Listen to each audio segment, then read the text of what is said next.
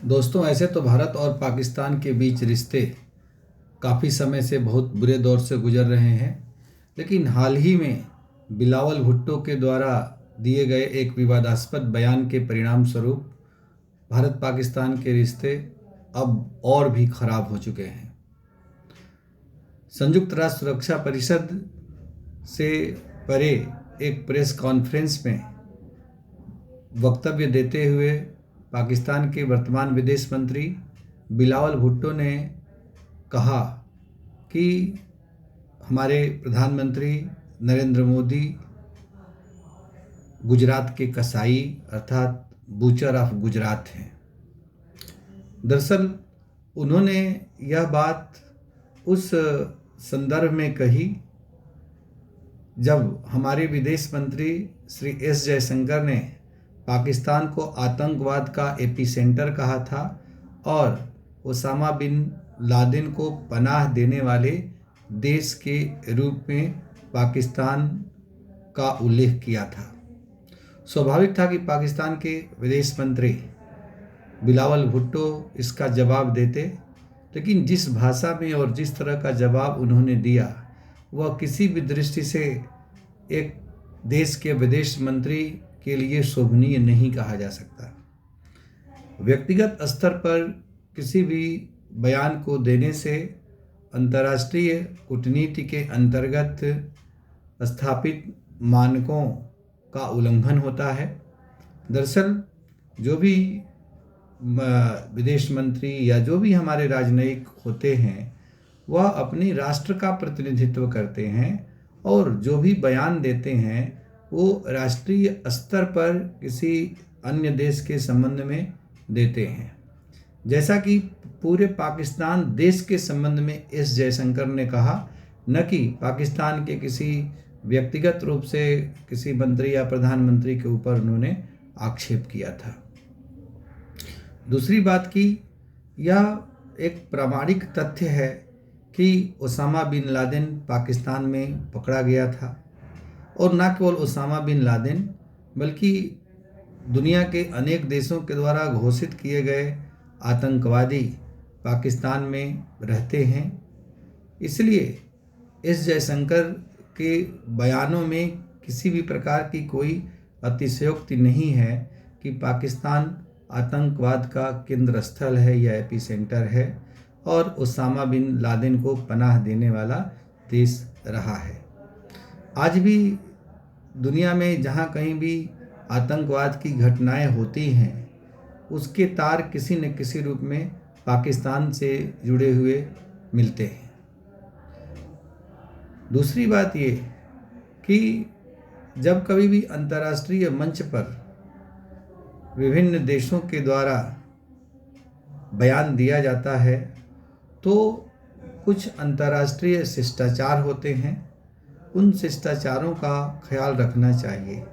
ऐसे में भारतीय प्रधानमंत्री के लिए बूचर ऑफ गुजरात शब्द का प्रयोग करना और यह कहना कि ओसामा बिन लादेन तो मारा गया लेकिन बूचर ऑफ गुजरात अभी भी जिंदा है और वह भारत का प्रधानमंत्री है, इस प्रकार की अशोभनीय टिप्पणी की जितनी निंदा की जाए उतना ही कम है।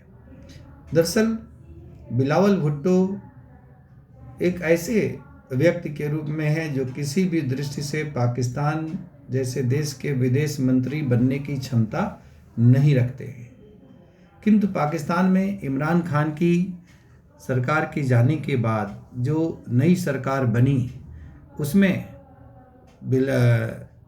पाकिस्तान पीपुल्स पार्टी और नवाज शरीफ की पार्टी दोनों की मिलीजुली सरकार है और ऐसे में गठबंधन की सरकार की अपनी कुछ बाध्यताएं होती हैं जिनके तहत इनको विदेश मंत्री बनाया गया, अन्यथा विदेश मंत्री बनने की कोई भी योग्यता ये नहीं रखते हैं।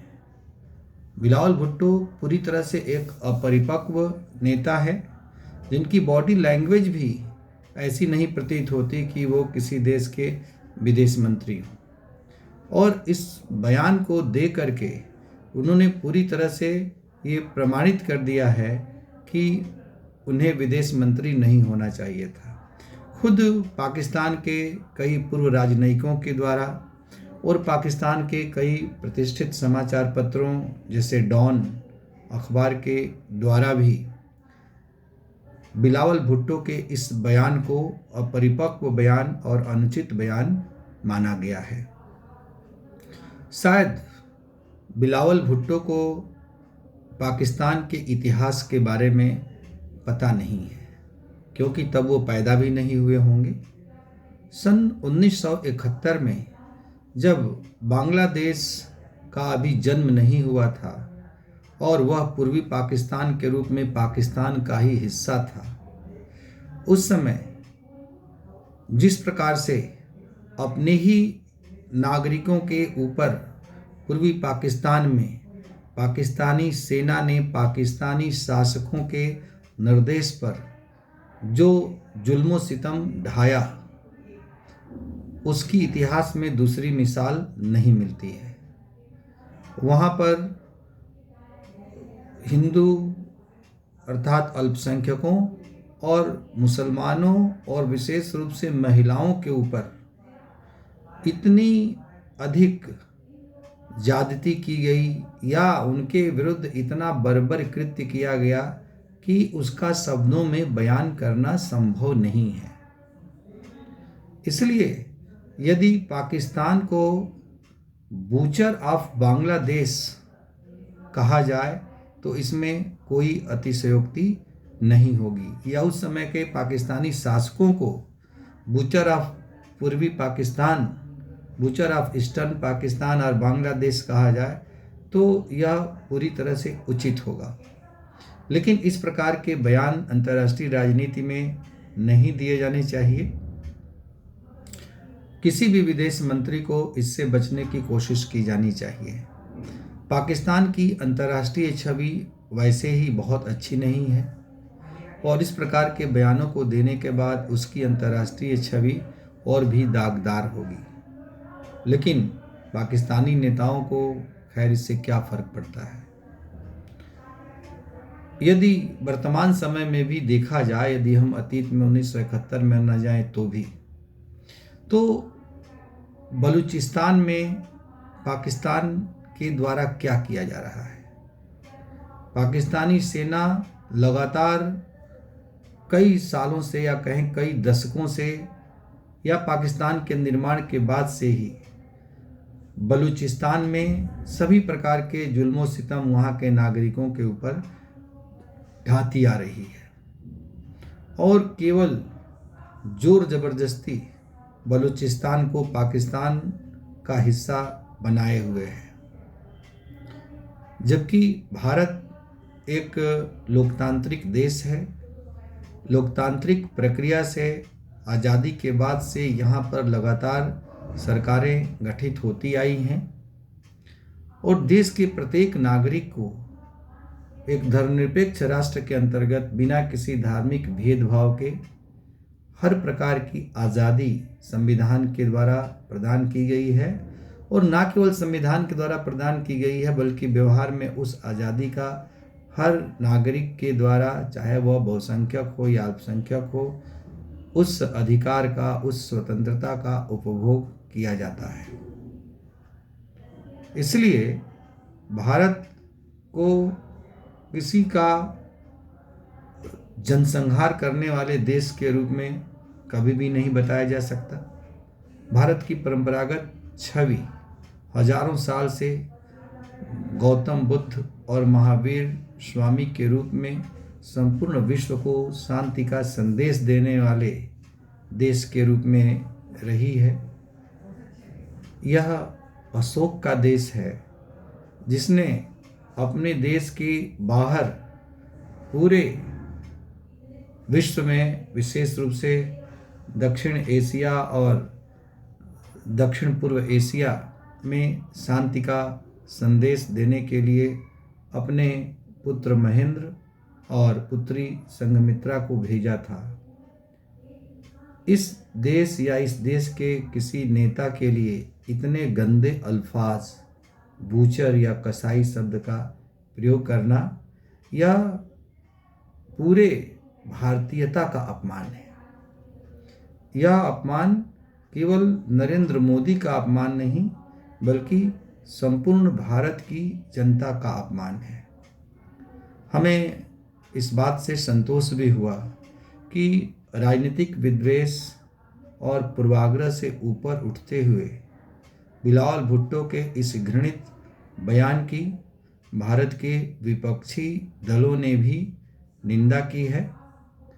गुजरात छत्तीसगढ़ के मुख्यमंत्री, कांग्रेस की सरकार वहाँ पर है, वहाँ के मुख्यमंत्री भूपेश बघेल के मुंह से यह सुनना बड़ा सुखद प्रतीत हुआ कि नरेंद्र मोदी हमारे भी प्रधानमंत्री हैं, वे पूरे भारत के प्रधानमंत्री हैं। ऐसे में किसी भी बाहरी व्यक्ति के द्वारा, किसी अन्य देश के द्वारा हमारे प्रधानमंत्री का अपमान खुद हमारा अपमान है और इस प्रकार के किसी भी बयान को हम किसी भी रूप में स्वीकार नहीं करेंगे और इसकी हम घोर निंदा करते हैं। एक मजबूत राष्ट्र और एक संगठित राष्ट्र से इसी प्रकार की अपेक्षा की जाती है। हमारे अंदरूनी झगड़े वैचारिक स्तर पर हैं, लेकिन यदि इसका नाजायज़ लाभ किसी दूसरे देश के द्वारा उठाने की कोशिश की जाएगी तो उस समय हम सभी को एकजुट हो जाना चाहिए। वर्तमान संदर्भ में भारत उसी प्रकार से एक एकजुट राष्ट्र के रूप में दिखाई पड़ रहा है। यह एक परिपक्व लोकतंत्र की पहचान है। पाकिस्तान सुधरने का नाम नहीं ले रहा है और इस प्रकार से वह अपनी अंतर्राष्ट्रीय छवि को न केवल आर्थिक दृष्टि से बल्कि राजनीतिक दृष्टि से भी अपने हाथों ही लगातार धूमिल करता जा रहा है। शायद पाकिस्तान हाराकीरी या आत्महत्या करने पर उतारू है और ऐसे में उसको कोई अन्य देश कैसे रोक सकता है। धन्यवाद।